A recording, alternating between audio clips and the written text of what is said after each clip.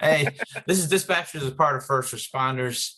This is our Tell Your Story show, and this is a special celebratory one as the state of Oregon just reclassified their dispatchers as first responders. And Tami and Tim are here to share what went on behind the scenes to make that happen. So, Rebekah, do you have any thoughts here before we turn it over to our guest?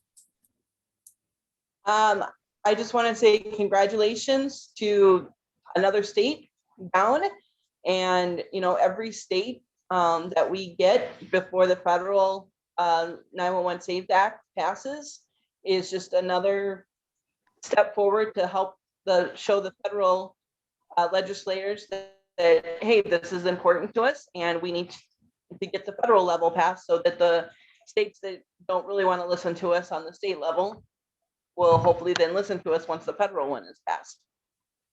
So congratulations, guys. Thank you. Anything?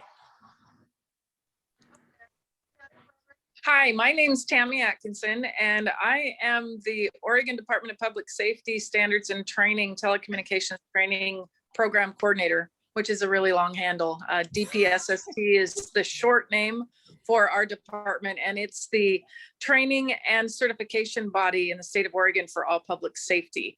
I've been there about 8 years, following 29 years in a 911 PSAP on the coast of Oregon.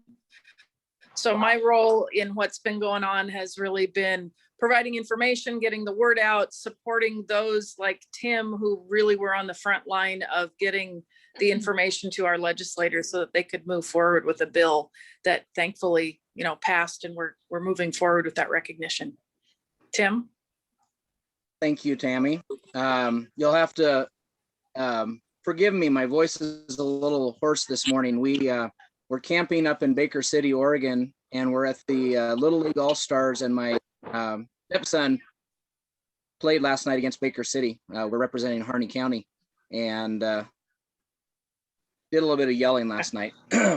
So my name is Tim Scott. I'm a dispatcher with the Harney County Sheriff's Office in Burns, Oregon. We're out in southeastern Oregon. And I've been a dispatcher for about 12 years, started with Deschutes County over in Bend, which is in Central Oregon. And I've been at Harney County for a little over 2.5 years.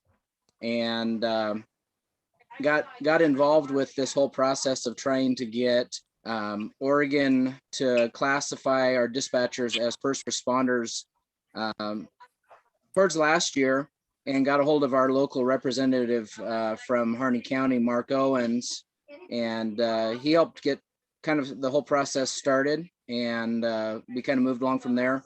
There were some changes to the process, but I don't know, Rebekah, do you have questions you're going to ask us? Yeah. So, Jim, did you want to do any sort of introduction?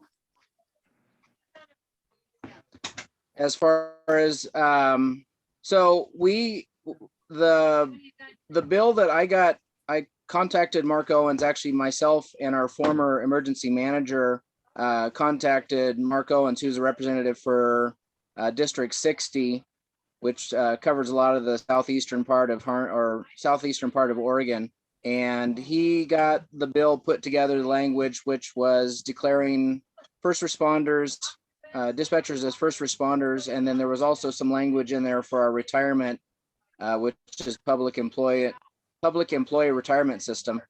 And so anyways, he got the language put together. Our bill, which was actually House Bill 2012, ended up not getting a hearing, but there was one on the Senate side, which was Senate Bill 425, that did get a hearing. And of course, I threw my support in behind that because it was the exact same language, and we were able to get that to go through. We did have to make an amendment where we dropped the retirement piece out of it because of federal tax laws.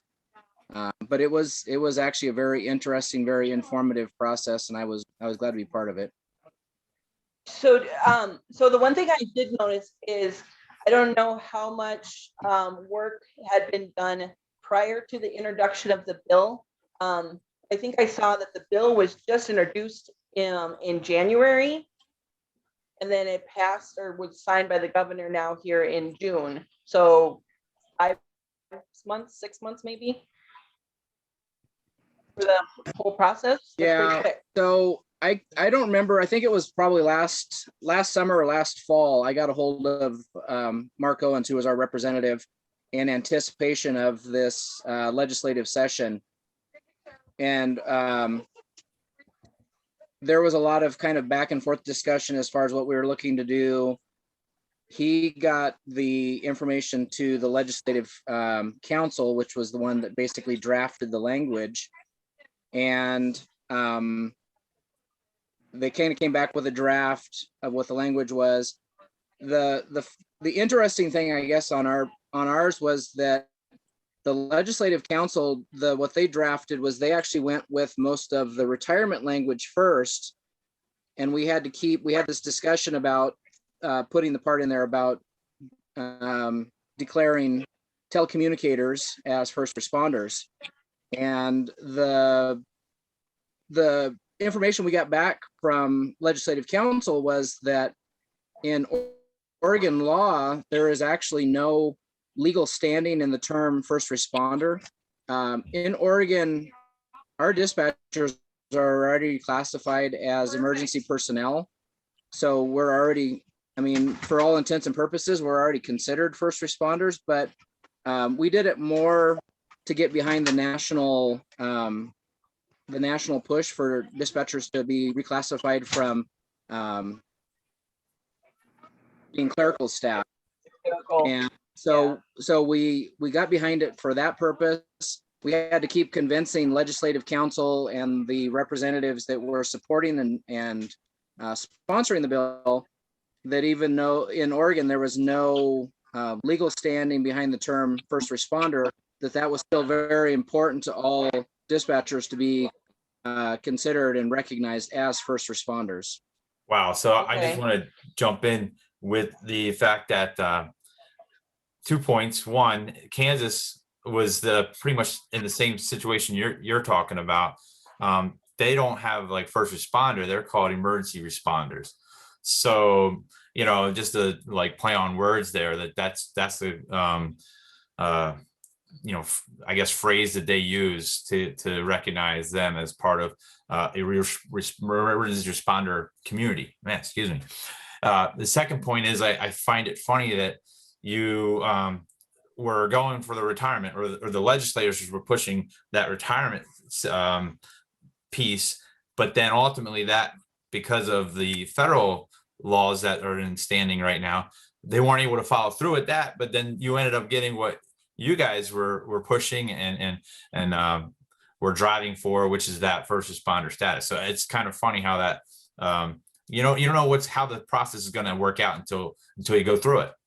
And so that's something for our viewers to keep in mind, and being I guess adaptive to the circumstances, and rolling with the punches, sort of. Absolutely. And I think No, go ahead, Tammy. another important piece, as Tim mentioned, that in Oregon, we've had the privilege of being recognized by the legislature for a number of years. Oregon does certify its telecommunicators, dispatchers, just as we do police, corrections, parole and probation, and other public safety professionals. So in the early 90s, the Oregon legislature mandated that we be certified through the Department of Public Safety Standards and Training. So they go to the academy. Everybody that's certified in the state of Oregon in telecommunications has to go to the academy courses and go through field training to certain specifications in order to receive that certification. And then we also have the same moral fitness standards and process for obtaining our certification. And sadly, for those that lose their certification, if they break any of those moral fitness standards that are written into our laws here. So we're pretty fortunate overall. And it is interesting how the wording can become semantics, but it's really important so that people that are hearing about what's going on behind the scenes understand the language. So Tammy, I just want to make sure that I understand. So when someone is newly hired as a dispatcher, before, I guess, in a way, before they report to their agency, they go to a state academy Well, there's a certification process, and it's really up to the agency at what point in time they send them to the academy. They have 18 months from the date of hire to become certified. And part of that certification process is the 3-week academy, which is held at the campus of the Department of Public Safety Standards and Training, and then an extensive field training manual that is signed off and certified by the trainers at the local agency. And then they finish their local field training, and then they can submit an application to actually become certified in the state of Oregon.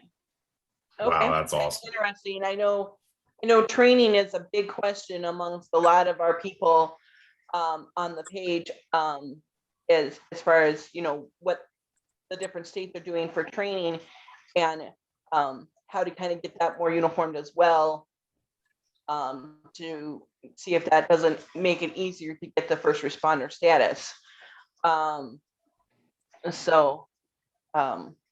I just lost my train of thought.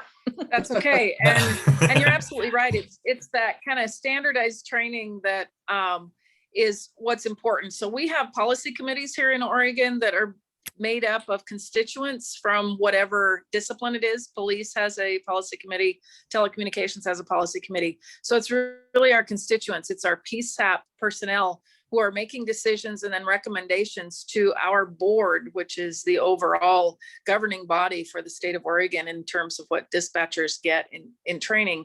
And we do a job task analysis every 5 years to make sure that we're staying current on what is needed in terms of training.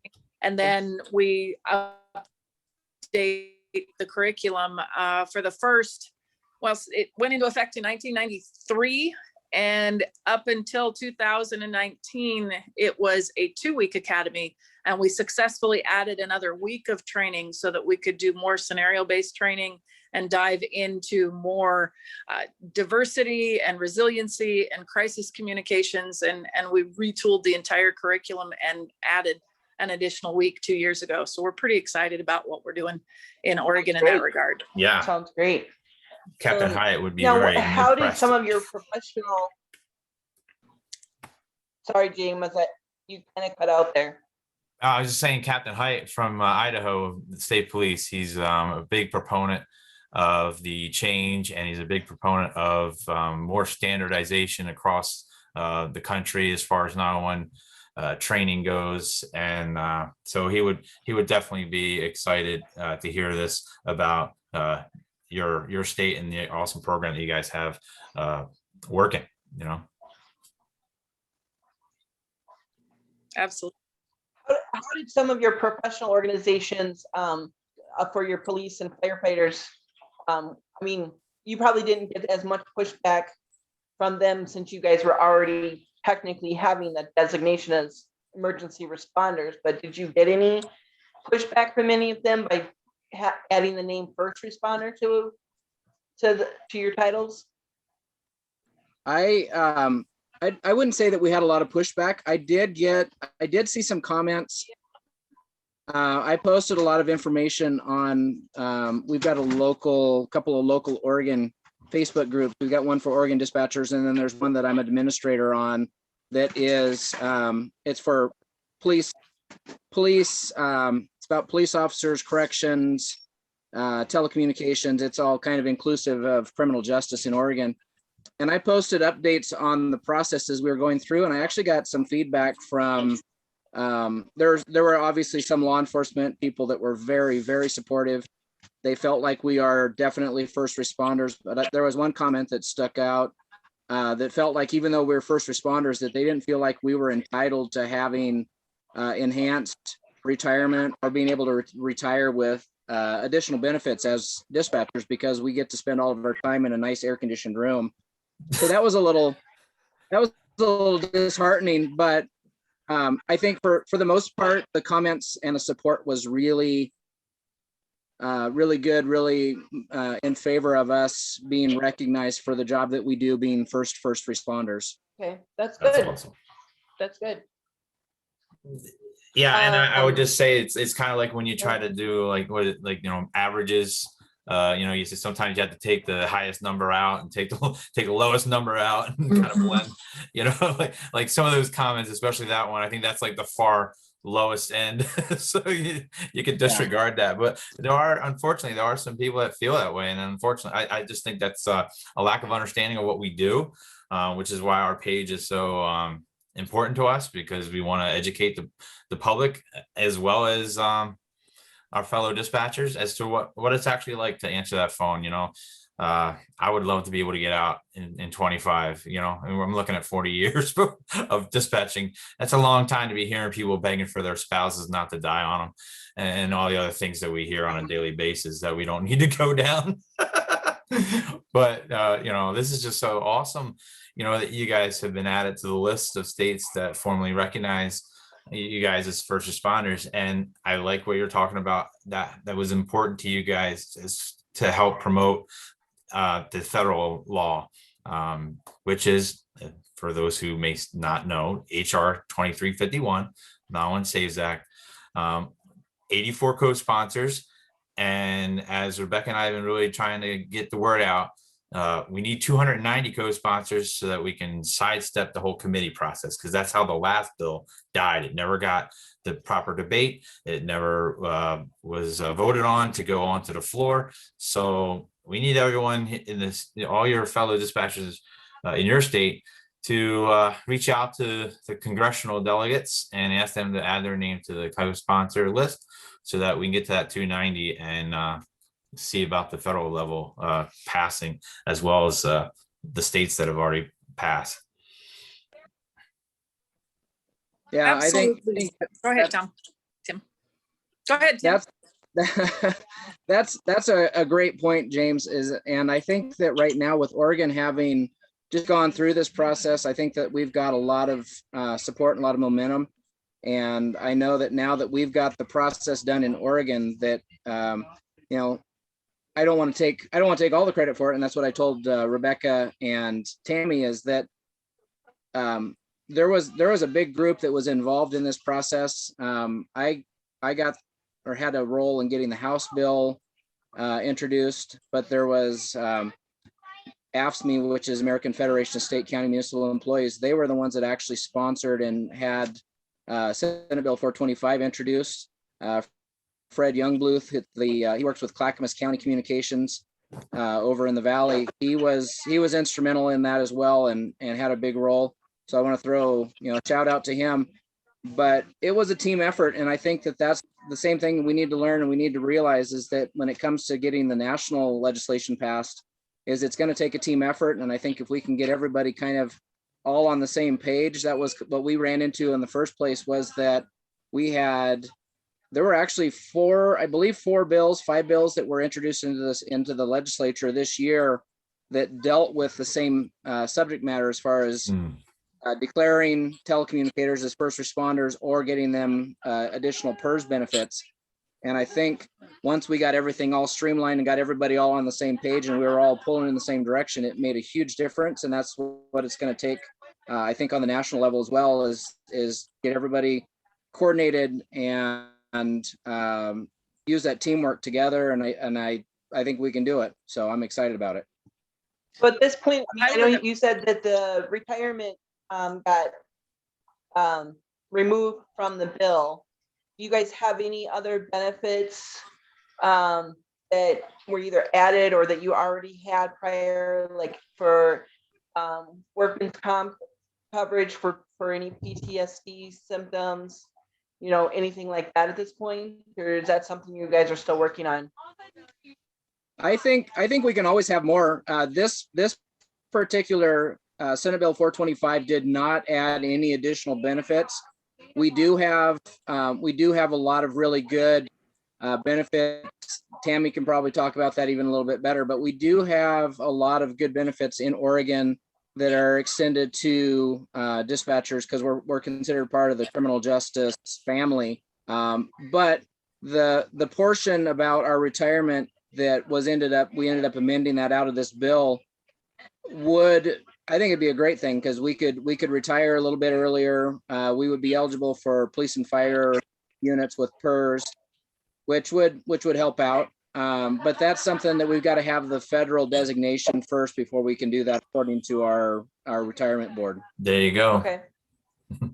I'd like And then, I'm sorry, go ahead, Rebecca. Go ahead, I was Tim. just gonna no, go tag ahead. on to a couple of things that James had said earlier about a lack of understanding, which is really at the root of a lot of what we're talking about in terms of telecommunicators, dispatchers are behind the scenes, and the public sees the responders that get there and render the aid and don't always think of us in the same way. So that education process is huge. We've made a lot of progress, you know, social media and additional efforts have helped that. But I would really encourage people anywhere in a PSAP to contact your legislators, invite them to come to your center, whether it's a legislative session or not. In fact, get out ahead of the curve and invite them, send a letter, make a phone call, send an email, and invite them to come to the center and take a tour and see what it is that we do, because that speaks volumes for those that really don't understand what's going on behind the scenes. Tim's right, it was a team effort. You know, we had people sending emails and making calls to their local legislators to make them aware of these bills that have been introduced, to ask for them to look into it, read it, do their research, and support us in that way. That's awesome. Yeah, sounds You like know, you guys had a good, strong team there. And it just goes to show how, you know, all it takes is one person to get it started, or to just start talking with people, and it then starts to build up. So yeah, I mean, in addition to this episode, as Rebecca mentioned, we have prior episodes, and it's funny that the consistent theme throughout, it seems like, is, you know, team organizing, finding out who else is interested in doing it, locating those individuals, and then working together.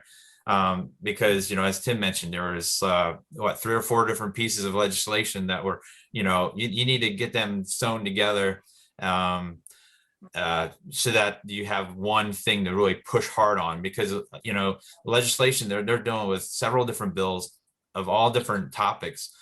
So the easier you can make it on them to have talking points and something to focus on, that just helps your cause. And you know, was it Desi from California had mentioned, like, you know, don't give up on the site of the first responder bill if it has things that or is lacking things like lacking retirement. You know, that let's get this across the finish line, and then you can attack those other things at future dates. And again, you know, Oregon was trying to do it, but couldn't because of our current classification at the federal level. So, and that's why it's so important that we need to attack this from 2 points, at the state level and at the federal level, because, you know, laws, the way they're designed, you know, the states have responsibilities in certain areas, and the federal government has responsibilities in other areas, and they need to work together to cover entire issues, you know, like retirement. You know, you have to have that established at the federal level, so that way the states are open to be able to do things to change it. So definitely something that I want our members to recognize and understand, and then get to work on forming teams to coordinate with their legislators to create laws and get them passed. So, I mean, really tip of the hat to you guys for the work that you've done, and congratulations on your reclassification. Thank you. yes, Thank you very much. congratulations. Anything else you guys want to add before we wrap up? We're getting close to our 30-minute time frame that we try to keep these sessions in play. I don't think so. Thank you very much for having us. We're excited to have taken this step, and James is right, you know, baby steps. Desi's right. Yep. You know, he's been in the business for a long time. I know Desi, and he's absolutely right. Whatever small recognition we can get to start with, then we can move to the next step, whether it's one state at a time, one PSAP at a time. We can get there and then get the federal ball rolling simultaneously. We'll take what we can get and then just keep moving. Yeah, I agree with what Tami said. And it's, I mean, this is a huge task that we're trying to undertake. I think, you know, once you get it moving just a little bit, you keep that momentum going and keep just slowly chipping away at it. And I think that, you know, we get, once it starts moving, people start getting excited about it, and you start getting support. There were a lot of people that wrote in, did written testimony on behalf of our bill. We had a handful of people that did actual video testimony before the House and the Senate committees. And I think that that's huge. We can just keep building on that. And, now we can start working on the federal legislation as well. Awesome. So Awesome. just a quick recap for our viewers, find other like-minded individuals in your state and start coordinating and get the ball rolling. Here in New Jersey, our legislation, they run constant. They take breaks for the different holidays, but they just roll from one session to another. It's kind of cool. In the process, what I've learned, different states, they only meet every other summer, or they, there's different, shorter sessions and whatnot. So I think it was Tami, you mentioned, and Rebekah talking about start coordinating now. If your legislation is not in session right now, start coordinating now with your legislators to get the plan in place so that when the legislation session starts, you're ready to hit that, hit the ground rolling with the plan in place to, so yeah. And federal level, start calling your congressmen and women and get them added to the co-sponsor list. We're at 84. We jumped real quick from 51 to 84. We need to see another jump. I'd like to see 100 and 25 co-sponsors between now and July. Let's try to make that a goal for us and our listeners and our watchers, and then see where it goes from there. So thank you guys both for coming on and sharing your story. This is great, by state, by county, and then to the whole country. Let's get this done. My pleasure. Thank you.